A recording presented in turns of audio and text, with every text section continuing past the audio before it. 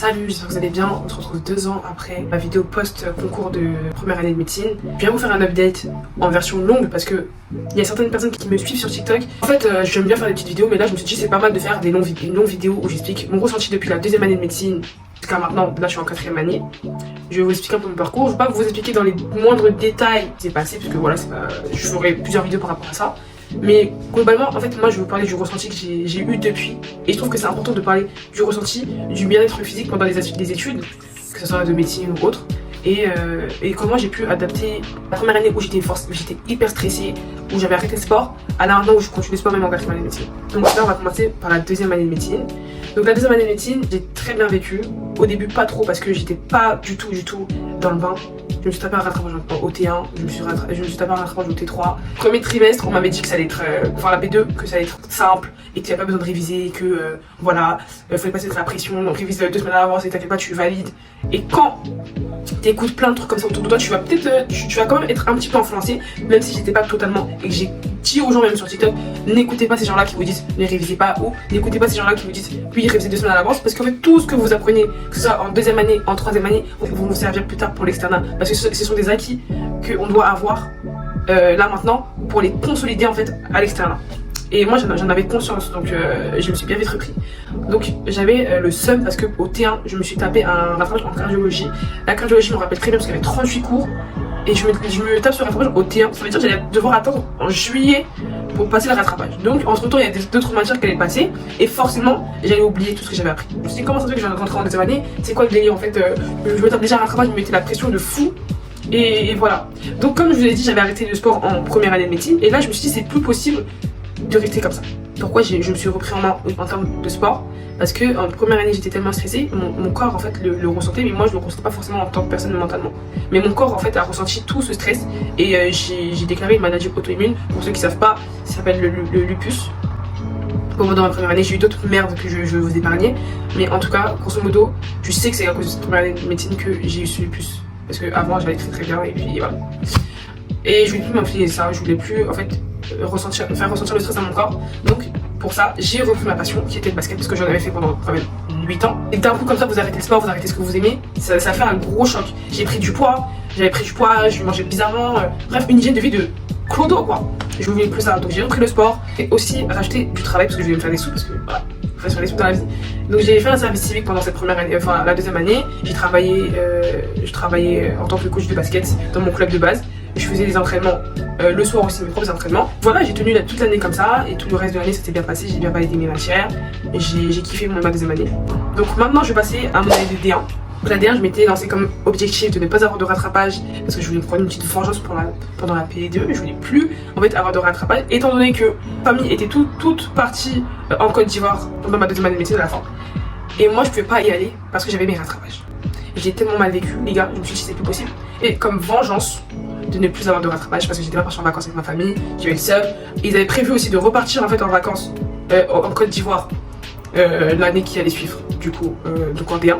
Donc là j'ai dit je vais tout donner pour y aller en fait, c'est mort, je ne tape pas de rattrapage, je reste encore en France parce que soi-disant j'ai arrêté ma matière, c'était KO.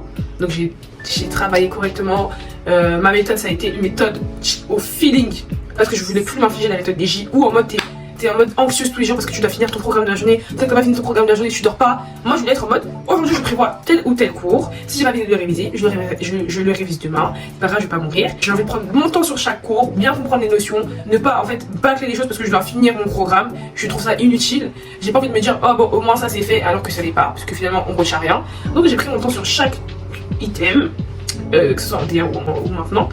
Voilà, je passais 3-4 heures sur chaque item, je faisais pas plus de 3 items par jour, je n'excédais pas les items, j'étais pas en mode machine à haute couture. Non, j'allais à mon rythme, sans pression, et puis voilà. Et si j'ai pas fini tous les items, c'est pas grave, au moins ceux que je connais, je les maîtrise correctement.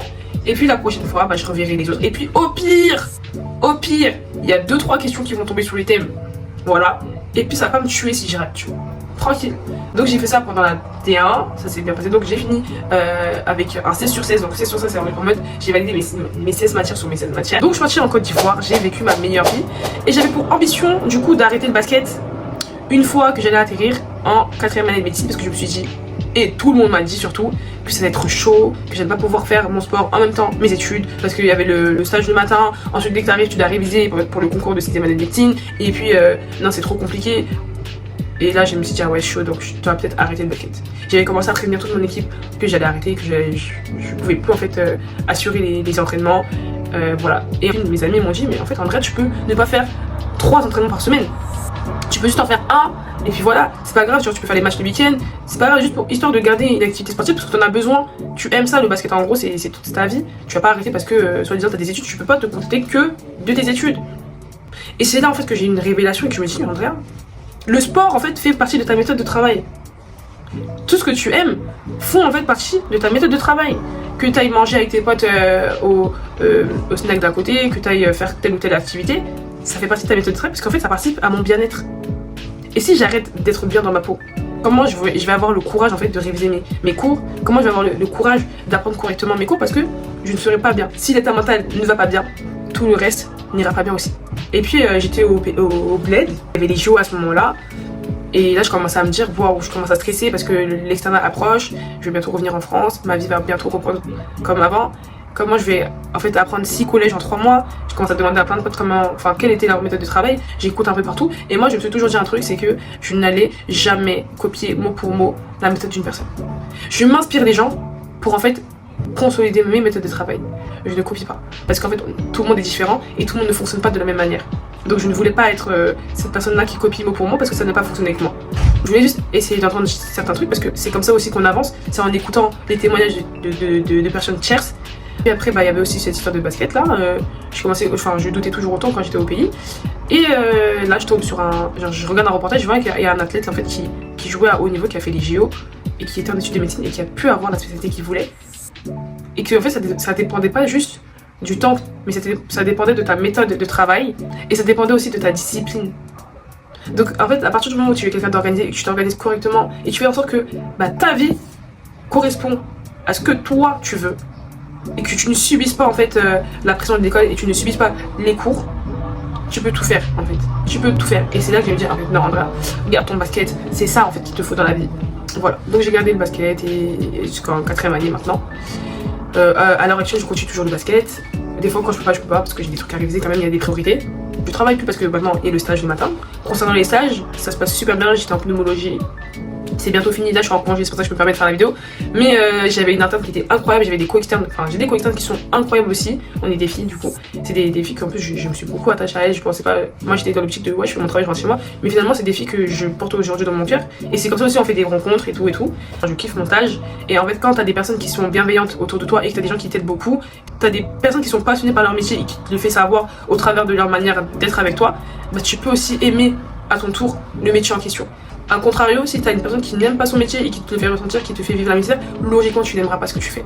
Donc en vrai, quand vous vivez des expériences de fou à l'hôpital, je m'adresse même à tous ceux qui travaillent à l'hôpital, ne vous fiez pas aux gens qui vous font subir ce stage-là, mais fiez-vous à ce pourquoi en fait, premièrement vous êtes investi dans ce travail-là, pourquoi vous avez fait ces études-là, quelle était la première raison pour laquelle vous avez voulu faire ce métier, parce que c'est sur ça que vous devez vous accrocher, mais pas à ce qu'il y a autour. Malheureusement, il y a des gens qui vous font dégoûter d'un métier et ça c'est vraiment dommage. Mais il faut avoir du mental quand on rentre dans ces études là, sinon on ne tient pas. Voilà, donc moi en tout cas ça s'est très bien passé. Il y a certains trucs bien évidemment, des fois vous pétez un câble parce que voilà. Mais moi je sais pourquoi je fais ça, je sais que c'est ce que je vais faire plus tard. Du coup je sais que ma place elle est là. Et il n'y a rien d'autre qui pourra me faire croire que c'est pas le cas. Tout simplement. Pareil pour la 4e année, on m'a dit que ça allait être mort et tout. Tu n'allais plus vivre, tu allais être comme ça, Finalement, je le vis mieux que toutes les autres années, parce que là j'ai un peu de recul quand même, j'ai un trimestre de recul sur cette année-là. Mais je le vis beaucoup mieux que ce soit la P2, P1, bien commencé, que ce soit la P2, où j'avais encore la pression. Maintenant je me dis, Andrea, tu fais ce que tu peux, tu te donnes juste à fond. Les résultats sont là, c'est super. Les résultats sont pas là, tu vas changer ta méthode de travail. Tu vas essayer de trouver ce qui te correspond le mieux pour réussir. Et puis ça ira en fait, et que je veux pas m'infliger tout ce que je me suis infligé durant ma première année, je ne veux plus de ça. Donc moi, à l'heure actuelle, je suis quelqu'un sans stress. Là, j'ai passé mes partiels sans stress, il n'y avait pas de... Voilà, je savais que j'avais appris, je m'étais donné à fond, et puis voilà. Et puis au pire, si ça s'est pas passé, ça s'est pas passé. Mais en tout cas, je sais que je m'étais donné à fond, c'est tout. Donc là, prochainement, je suis en stage en neurologie. J'ai très hâte, parce que je sais que c'est une matière que je kiffe. Maintenant, on va voir si sur le terrain, ça sera la même chose. mais j'ai hâte d'apprendre, j'ai hâte de découvrir. Et c'est ce que j'aime en fait dans la médecine, c'est il y a plein de spécialités.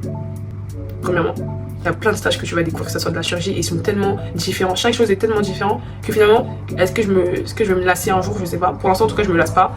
Tout ce que je peux dire, c'est que lancez-vous dans ce que vous voulez faire. N'écoutez pas les gens, n'écoutez pas ceux qui vous disent ça va être comme ça va être comme ci. Allez faire votre propre expérience. Je les répète partout, même sur TikTok, je le dis tout le temps. N'écoutez pas les gens, que ce soit vos profs, que ce soit votre famille qui vous décourage dans tout ce que vous voulez faire. Écoutez-vous d'abord, c'est le mieux. Je vais vous laisser. Et n'hésitez pas à me dire si vous voulez d'autres thèmes de vidéos, d'autres choses à faire. Je les ferai avec grand plaisir. Et puis voilà, bientôt.